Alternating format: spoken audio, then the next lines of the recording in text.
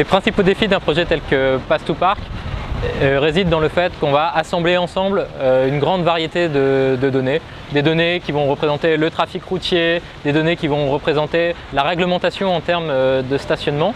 Et un de ces défis est justement d'assembler en fait cette donnée qui peut être non structurée dans un ensemble cohérent de manière à pouvoir derrière déployer des algorithmes. L'objectif est également aussi de pouvoir porter ce service sur de larges territoires et la donnée qui est disponible va varier en fonction de chacune de ces villes.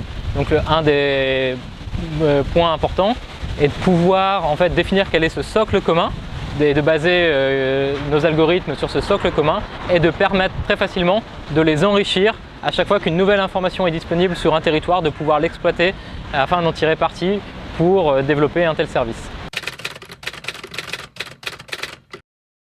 Dans ce projet, Parkeon a bien sûr en fait amené toute son expertise et toute son ambition vis-à-vis du déploiement de ce nouveau service. Et Dataiku a apporté son expertise dans le traitement de données, dans la mise au point d'algorithmes de machine learning. Et du coup, les deux sociétés ont collaboré pour trouver en fait la bonne solution à ce problème de faciliter le stationnement des conducteurs.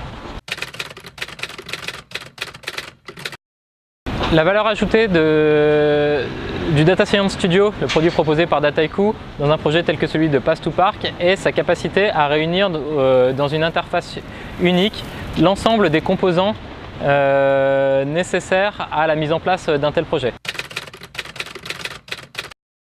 Le fait de pouvoir accéder à des bases de données, le fait de pouvoir déployer des algorithmes d'analyse avancée et de machine learning, mais aussi l'ensemble des composants nécessaires à la communication et à l'interaction avec les différents interlocuteurs.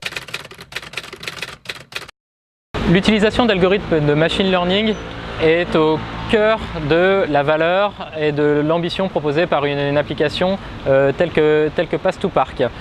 Pour déployer ce service, on a mis en œuvre des modélisations avancées et innovantes où on a représenté la ville sous la forme d'un graphe, chaque segment de rue étant connecté avec ses voisins et chaque segment étant porteur d'une information riche à propos du trafic, à propos des comportements de stationnement et des comportements de déplacement qui ont pu y être observés dans le passé.